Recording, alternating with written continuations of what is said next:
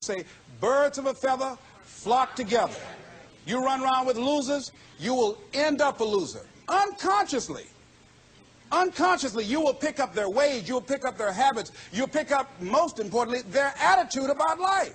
If you're around cynical, negative people all the time, you will become cynical and negative.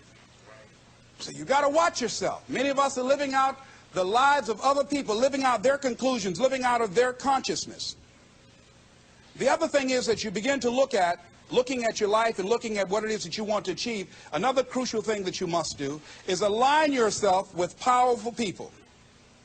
Align yourself with people that can encourage you, people that can empower you, people that you can learn from, people that you can grow from. That's very important. See, if you have people around you that can contribute to your growth. When I wanted to become a speaker, I joined the National Speakers Association. I wanted to be around the Dr. Norman Vincent Peales, the Zig Ziglars, the Dwayne Dyers. I wanted to be around people that were doing what I wanted to do. I wanted to learn from them. And you want to do that too. You want to align yourself with people who think like you, people who dream like you, people who want more out of life, people that are stretching and searching and seeking some higher ground in life. As opposed to the majority of people. Somebody said, always strive to get on top in life because it's the bottom that's overcrowded. And so you don't want to be on the bottom. See, it's easy to be on the bottom. It doesn't take any effort to be a loser. It doesn't take any motivation, any drive in order to stay down there on a low level. But it calls on everything in you, ladies and gentlemen. You have to harness your will to say, I'm going to challenge myself. Sometimes I have to pull myself out of bed and say, come on, Les. Things I know I should do, I don't do. Things I shouldn't do, I do. I found that the biggest enemy you have to deal with is yourself. There's an old African proverb that says, if there's no enemy within, the enemy outside can do us no harm. So think about that.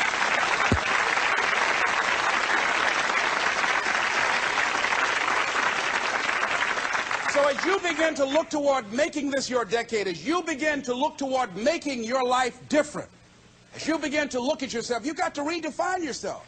Who are you right now? And who must you become in order to create what you want? What has to change about you? What is it that you're doing right now that would be a liability for you? As you begin to look toward the future and take inventory of yourself, what is it about you right now that you've got to leave this behind because this no longer fits? Looking at where you want to go and the kind of person that you must become, the kind of standards that you have for you. What is it that you must do differently? Repeat out to me, please. If you want to keep on getting what you're getting, keep on doing what you're doing. See, that doesn't take an Einstein for that one. All right? It makes sense unless you change your pattern, unless you change the way you're thinking, unless you change your behavior, you're going to continue to produce the results in your life. See, all of us are winners, but some of us are producing results that we don't want. And so all you have to do is look at your game plan, look at your strategy. How is it that you have been being? What is it that you've been doing to produce this? See, you're the director, you're the producer, you're writing the script, you're the star of your life.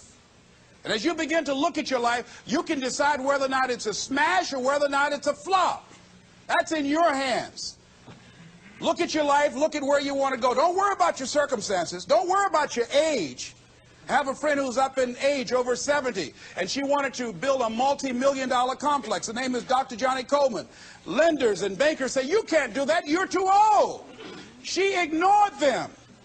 That building now stands, ladies and gentlemen, a multi-million-dollar structure. But there are a lot of people who would have listened to that. There are a lot of people that would not have even gotten to that point. They would have talked themselves out of even going down to the bank to ask for it, because they've already said no to themselves. See, it's time now. If you want to make this your decade, you've got to start saying yes to your life.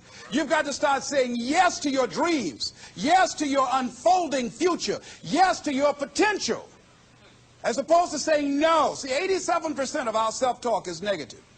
So you've got to make a conscious, deliberate, determined effort to say yes to your dreams. Why not? Why not me? Don't spend time like most people going through life complaining. Don't try and get on talk shows and tell everybody how life has done you wrong. Here's what's happening in the audience. 80% don't care, and 50% glad it's you.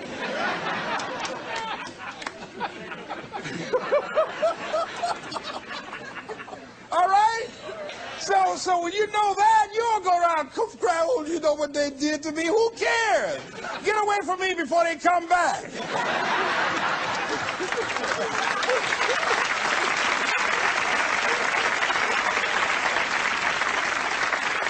I had a friend of mine that said something that's very important. He said, hey, it doesn't matter what happens to you. The only thing matters, what are you going to do about it? That's all that matters. Okay, life knocked you down. What are you going to do about it? How long are you going to sit there and say, you know what they did to me? How long? Who wants to hear that racket?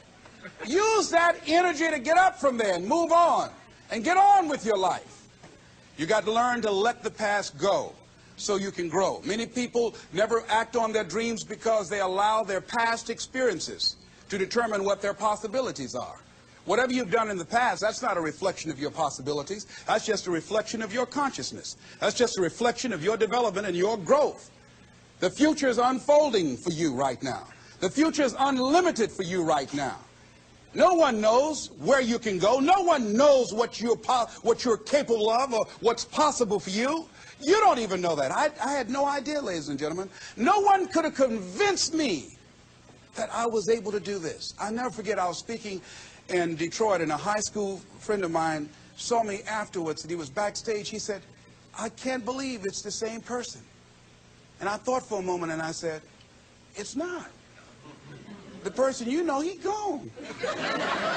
He doesn't live here anymore.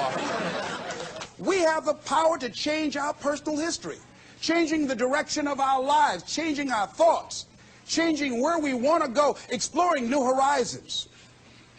So as you begin to look at this decade and affirming that this is your decade, as you set goals that will make you stretch, that will bring out the best in you, as you begin to remove the negative, toxic people from your life, as you decide to take some chances in life, and that's one of the things that's very important. Viscott said, if you're not willing to risk, you cannot grow.